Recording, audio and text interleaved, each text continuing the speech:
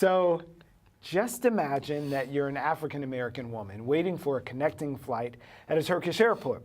Suddenly you're stopped, frisked, and hours later you find yourself locked up in jail in a country you know very little about in solitary confinement. That's the genesis of a one-woman play written, performed, and relived from the perspective of being a gender non-conforming black woman. The story belongs to Maisha Yearwood, and she'll be sharing it with a live audience at Brooklyn Commons later this month as part of the My True Colors Festival, which aims to promote cultural diversity and social justice through the arts. So right now, let's welcome Maisha Yearwood to BK Live. Thank you so much, you guys. It's a pleasure Brooklyn to be got here. love for you, Maisha. Brooklyn does. Brooklyn got love for you, girl. My girlfriends are usually from Brooklyn, so Brooklyn does have love for me. Messy. To the point at hand, 9 grams. Yes. That conjures up so many different ideas, but 9 grams. 9 grams was the amount of hashish that was found in my pocket. So it's a very small amount of drugs. It was, you know, I was going through. And it's hashish. It's not even the hard It's hashish. And I was living in Tel Aviv, Israel, and I was going home to New York City for my Uncle Ben's funeral and my 15-year college reunion. So I bought a little hashish, you know, for me and my friends to smoke. And what had happened was I'd already gone through the metal detector in Tel Aviv. I wasn't expecting to have to go through it again. Your originating flight. Yeah, from Tel Aviv to So just on the layover. on the because Istanbul was just a layover. I was supposed to be there for 90 minutes. Yeah. But they frisked me, and they found 9 grams in my front pocket, and they arrested me. And what I learned much later when I was in prison was that the police had said I had additional drugs that I hid in my underwear. So that brought me up to a level of a drug trafficker. So it was pretty whack. Yeah. And then the other part about it that my lawyer told me as well was that most of the black women in the prison, they were all African. Right. And most of them were drug traffickers. So basically, my lawyer was like, you're black, you had drugs on you. Flagged. Yeah, he's like, they just threw you in. Yeah, they just racially profiled and they just threw me in jail. I was in prison for 3 months. Yeah. And it was rough. Now, I can only imagine how horrible an experience it was. that Turkish must prison. be. That's like the punchline. Yeah, but also they kept me in solitary confinement the whole time. Okay, now can you tell us why they kept you in solitary confinement, and what was your experience as a non-conforming, person in this prison? Well, they kept telling me that they kept me in solitary because the higher ups didn't want me to be disruptive to the other prisoners because I was such a masculine woman, and they didn't feel comfortable having me with the other women, which is just ridiculous. I'm a woman. You're too hot for your own good. Too hot for my own. Yes. I've been told once or twice. I know the feeling, sister. No. But yeah, it was a crazy, crazy experience. But I wrote this play, and it was interesting. I wrote the play. I based the plays on the letters that I wrote my girlfriend. My girlfriend was in Tel Aviv, and I wrote her literally every day that I was there. I was there, I guess, 3 months, about 92 days. And I wrote her every day. So when I got out of prison, I asked her to give me back the letters, and I used the letters to help me document like the time, like where I was, what was going on in June versus what was going on in July, what was going on in August.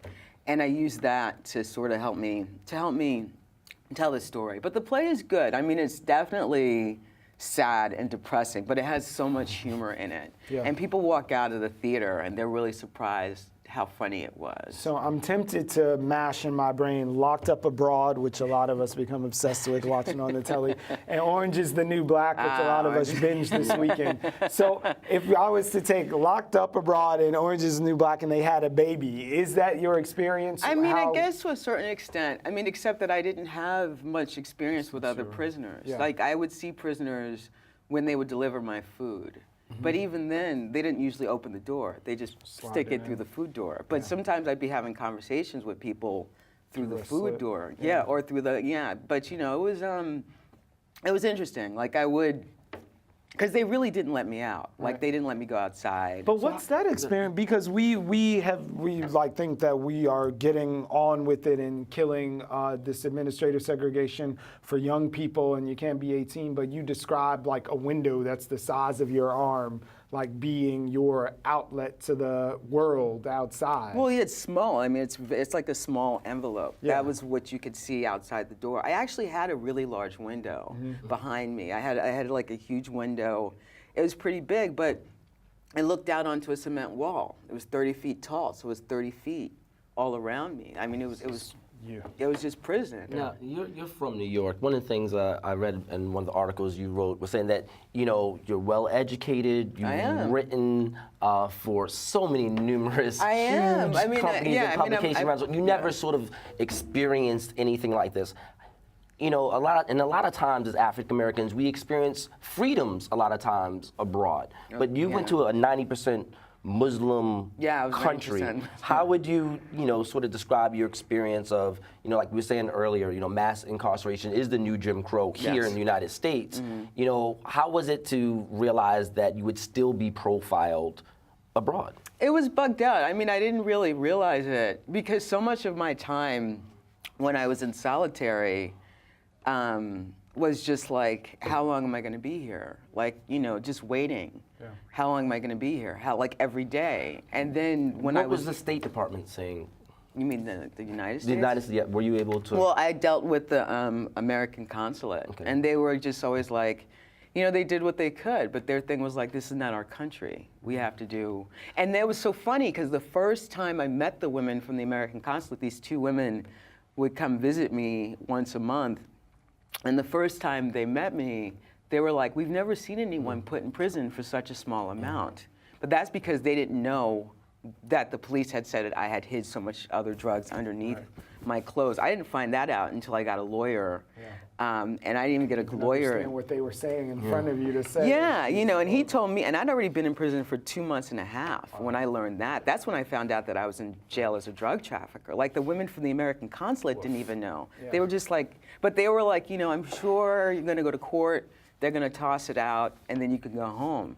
So then I was like, well, when's my court date? And they're like, oh, we don't know yet. So a lot of it, so really I was basically in prison until my court date, which was 3 months later. And then they tossed it out. What the police said didn't even come up Yeah. because there was no proof of what they would've said. had the It was just the drugs. 9 grams. Now, you know? for people that want to come and see the retelling of this amazing story, Sure.